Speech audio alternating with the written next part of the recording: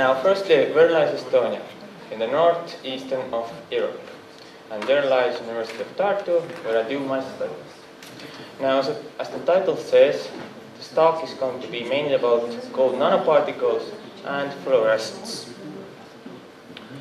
Now, the outline of the presentation is as following. How plasmonics can benefit fluorescence and how the samples were made. Secondly, light scattering from nanoparticles and the analysis. Thirdly, plasmonically enhanced fluorescence spectra, as well lifetimes of fluorescence. And of course, the conclusions. Now, in our experiments, we use fluorescent materials, and it will be useful for us if the efficiency of fluorescence is most efficient. And plasmonics can help us here. How?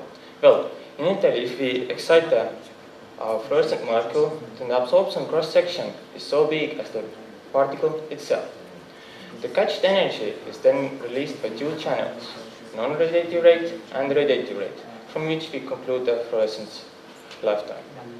Now, as well, from the final equation here, you can see that fluorescence is dependent on absorption cross-section, and quantum yield, which is dependent on the radiative rates. And then using then the knowledge of plasmonics and gold nanoparticles, we manipulate absorption cross-section and radiative rates to meet our needs. And the following slides will show how we did it and how were our results. Now, initially the preparation of titanium dioxide films. Basically, we used Zolgel method. Initially, we have then a soil sample with non-connecting particles. But after the addition of water, the molecules will have now OH groups attached to each other, to themselves, and they start to join together through the oxygen. When those two molecules start to react together, they form a gel network. Then we used spin coating and heating to get a solid, dense film. As well, on the gelation stage, we added the gold nanoparticles and samarium salt to get the composite system. Now, as I said, the fluorophore was samarium with periodical number 62. Now, the crystal structure theoretically in the ideal case would look as such. And when we add samarium here, then the center will change to samarium and we will have one vacancy. But since our samples aren't perfect, we will have two vacancies also. But why samarium? Well, because it has internally non-filled electronic shell structure, like this, meaning screening effect, meaning in spectra, the peaks will be sharper. Now, for excitation, we weren't only interested in direct excitation. We wanted to excite outside of this region also. So we used 355 nanometer excitation. With this, we excite the host material to a higher state, and then with some internal conversions, it goes down, creating excitons, and those give the energy to nearby samarium molecules.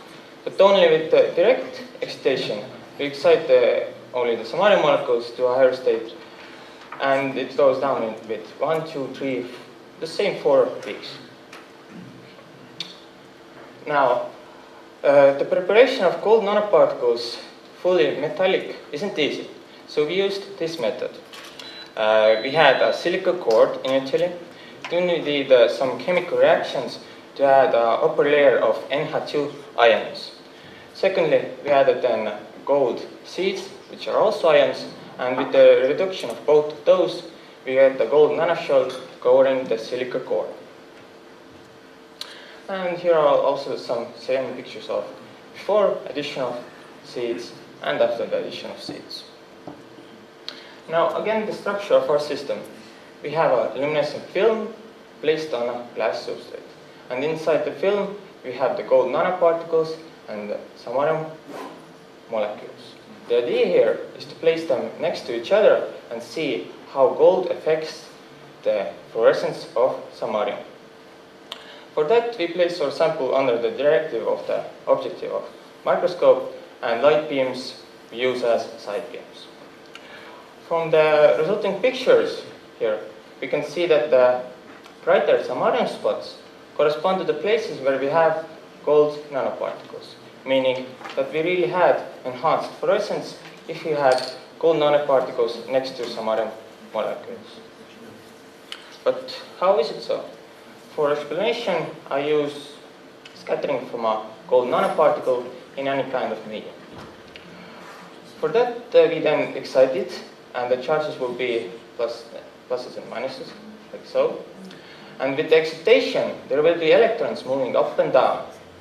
And at a certain wavelength of the incoming wavelength, those electrons will start to move really fast. And the scattering cross-section of the nanoparticle will become also really big. This happens at the plasmonic resonance condition. But what does it mean optically? It means that if our gold nanoparticles were to be dispersed in our host material, titanium dioxide, then the permittivity has to equal -8, which lies in the wavelength 570. But if our gold nanoparticles were to be dispersed in the water, then the wavelength has to be around 510. But now, here I don't have red color, which is different from the picture Leonid Tolgov had in his lecture. It's blue here. Why? Well, if you look at the extinction spectra of the same sample, you see that we have two peaks here, meaning that the particle was big enough to make a quadruple situation of the charges. Dipole situation and quadruple. But if our gold nanoparticles were to be too small, then we won't even have the dipole situation. Now again the scattering picture of our sample. Here we see mainly blue spots, which correspond to the quadruple situation then, and other colors like red and yellow for other dipole situations. But this wasn't the most important part for us. We were interested in a small point spectra. How we did it? It's quite easy actually. We connected the optical fiber to a microscope and the other end to a spectrometer. Now, to see the enhancement of fluorescence, we used then two setups. Firstly, where we have gold nanoparticle in the center, covered by samarium molecules, and where we won't have gold nanoparticle in the center.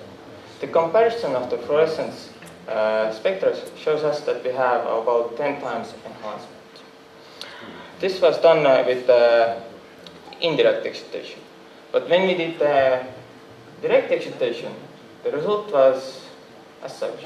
The comparison shows us that the fluorescence enhancement was only about up to 2.5. And even the spectra looks a bit different, even a lot different. This may be because we excited different kinds of samarium molecules. As I said, we can have one vacancy samarium molecules and two vacancies in the crystal structure. Now, also some numbers.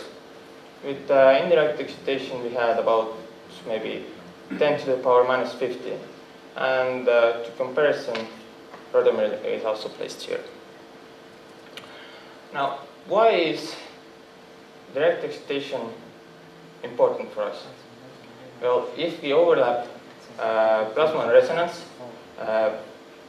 with fluorescence bands, then we provide us conditions for plasma enhanced fluorescence.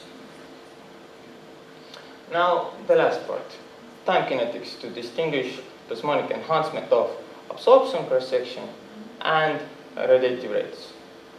In the schemes, J-axis is the fluorescence intensity, X-axis the lifetimes.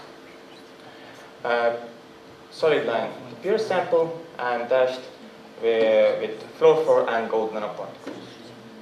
In the A case, we only include absorption cross-section increasing. This means that plasmonically the fluorescence intensity in the beginning is higher, and also the fluorescence lifetime is also higher than for the pure sample one. In the case of B, we leave the absorption cross-section equal and take it so that the radiative rate becomes smaller in the beginning. This means that plasmonically fluorescence intensity in the beginning is smaller, but since the area under the line has to be equal to for the pure sample 1, the fluorescence lifetime is bigger here. In the case of C, it's the opposite.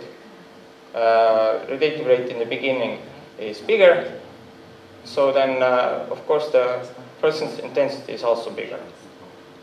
And in the case of D, we leave the previous two values as constants and now only include the non-radiative rate, which means that the fluorescence intensity in the beginning should be equal to the pure sample 1, but by time more and more energy goes to nanoparticles, also plasmonically. Now, when we did lifetime measurements with photon counting measurements, the spectra for our samples was as such.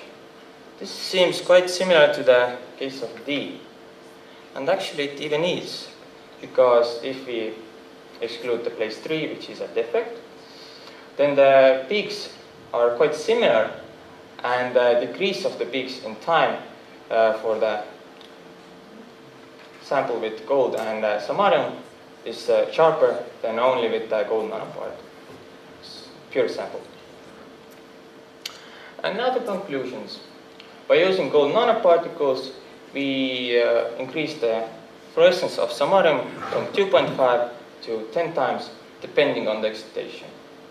The influence of plasmonic resonance on emission is especially evident for indirect excitation, and still the main reason for enhanced fluorescence is plasmonically enhanced light absorption. And that's all.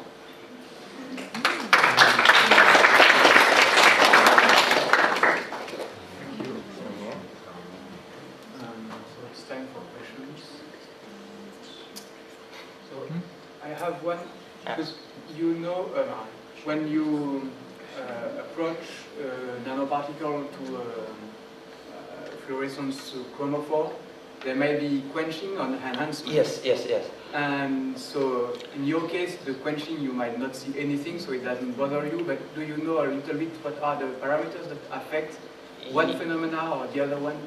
There are the Wechsler and Foster distances. And the smallest, it was about 0 to 5 nanometers of distance. Then we have samarium and nanoparticle. Mm-hmm. Then we have mostly non-radiative rate, the highest. But if we go from 5 to 10, no, 5 to 15, then we should have mostly influence on the radiative rate. And if we go from 15 to 25, it should be a combination of those, both of those. And so, how could you see that? Because you cannot see. No, that's taken from a literature. Okay. Literature. Thank you. Just curiosity. First of all, congratulations for the nice talk.